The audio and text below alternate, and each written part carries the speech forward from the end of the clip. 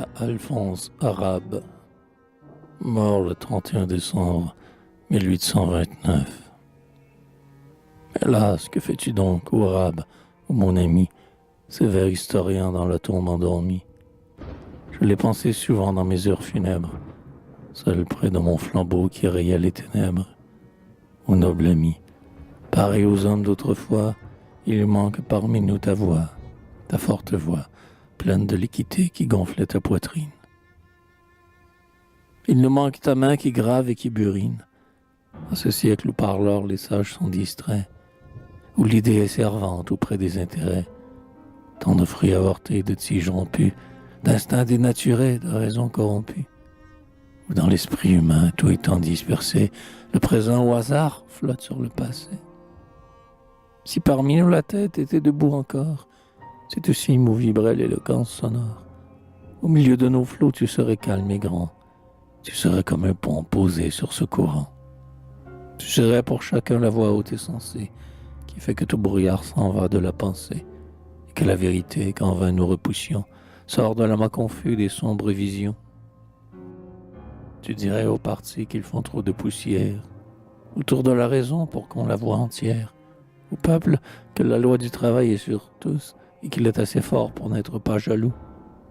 Au pouvoir, que jamais le pouvoir ne se venge, et que pour le penseur c'est un spectacle étrange, et triste quand la loi figure au bras d'airain, déesse qui ne doit avoir qu'un front serein, sort à de certains jours de l'urne consulaire, l'œil hagard, écumante et folle de colère. Et ces jeunes esprits à qui tu souriais, et que l'orage livre aux rêves inquiets, tu leur dirais, amis nés pour des temps prospères, oh, n'allez pas errer comme ont erré vos pères. Laissez mûrir vos fronts, gardez-vous, jeunes gens, des systèmes dorés au plumage changeant, qui dans les carrefours s'en font faire la roue. Et quand vos cœurs l'Amérique secoue, peuple à peine essayé, nation de hasard, sans tige, sans passé, sans histoire et sans art, de cette sagesse impie envenimée, du cerveau de Voltaire éclose tout armée, fille de l'ignorance et de l'orgueil, posant les lois des anciens jours sur les mœurs d'à présent, qui refait un chaos partout où fut un monde, qui rudement enfonce aux démences profondes le casque étroit de Sparte au front du vieux Paris, qui dans les temps passés, mal lu et mal compris, viole effrontément tout sage pour lui plaire, un monstre qui serait la terreur de son père. Si bien que les héros antiques tout tremblants s'en vont voiler la face et qu'après 3000 ans, par ces embrassements réveillés sous la pierre, Lycurgue, qu'elle épouse enfante Robespierre. Tu nous dirais à tous, ne vous endormez pas, veillez, soyez prêts, car déjà pas à pas, la main de l'oiseleur dans l'ombre s'est glissée, partout où chante un nid couvé par la pensée. Car les plus nobles cœurs sont vaincus ou sont las, car la Pologne au fer ne peut plus même, hélas, mordre le pied du tsar appuyé sur sa gorge. Car on voit chaque jour s'allonger dans la forge la chaîne que les rois, craignant la liberté, font pour cette géante endormie à côté. Ne vous endormez pas, travaillez sans relâche, car les grands ont leur œuvre et les petits leur tâche. Chacun a son ouvrage à faire, chacun met sa pierre à l'édifice encore loin du sommet. Qui croit avoir fini pour un roi qu'on dépose se trompe.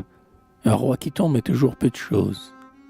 Il est plus difficile, et c'est un plus grand poids, de relever les mœurs que d'abattre les rois. Rien chez vous n'est complet. La ruine ou l'ébauche. L'épi n'est pas formé que votre main le fauche. Vous êtes encombré de plans toujours rêvés et jamais accomplis. Homme, vous ne savez, quand vous connaissez peu de ce qui convient aux âmes, que faire des enfants ni que faire des femmes. Où donc en êtes-vous? Vous vous applaudissez pour quelques blocs de loi au hasard entassés? Ah, l'heure du repos pour aucun n'est venue. Travaillez, vous cherchez une chose inconnue. Vous n'avez pas de foi, vous n'avez pas d'amour. Rien chez vous n'est encore éclairé du vrai jour. Crépuscules et brouillards que vos plus clairs systèmes, dans vos lois, dans vos mœurs et dans vos esprits même, partout l'aube blanchâtre ou le couchant vermeil, nulle part le midi, nulle part le soleil. Tu parlerais ainsi dans des livres austères, comme parlaient jadis les anciens solitaires, comme parlent tous ceux devant qui l'on se tait, et l'on t'écouterait comme on les écoutait. Et l'on viendrait vers toi dans ce siècle plein d'ombre, où chacun se heurtant aux obstacles sans nombre, que faute de lumière on tâte avec la main, le conseil manque à l'âme et le guide au chemin. Mais hélas, à chaque instant des souffles de tempête amassent plus de brume et d'ombre sur nos têtes. De moment en moment, l'avenir s'assombrit. Dans le calme du cœur, dans la paix de l'esprit, je t'adressais ces vers où mon âme sereine n'a laissé sur ta pierre écumée nulle haine. À toi qui dors couché dans le tombeau profond, à toi qui ne sais plus ce que les hommes font, je t'adressais ces pleins vers de tristes présages. Car c'est bien follement que nous nous croyons sages. Le combat furieux recommence à gronder entre le droit de croître et le droit d'émonder. La bataille où les lois attaquent les idées se mêle de nouveau sur des mers mal sondées. Chacun se sent troublé comme l'eau sous le vent. Et moi-même, à cette heure, à mon foyer rêvant, voilà, depuis 5 ans qu'on oubliait Procuste, que j'entends aboyer au seuil du drame auguste, la censure à la laine immonde, aux ongles noirs, cette chienne au front bas qui suit tous les pouvoirs, vile et marchant toujours dans sa gueule souillée, où muse quelques pans de ta robe étoilée. Hélas, que fais-tu donc, ô Rabe, ô mon ami, sévère historien dans la tombe endormi?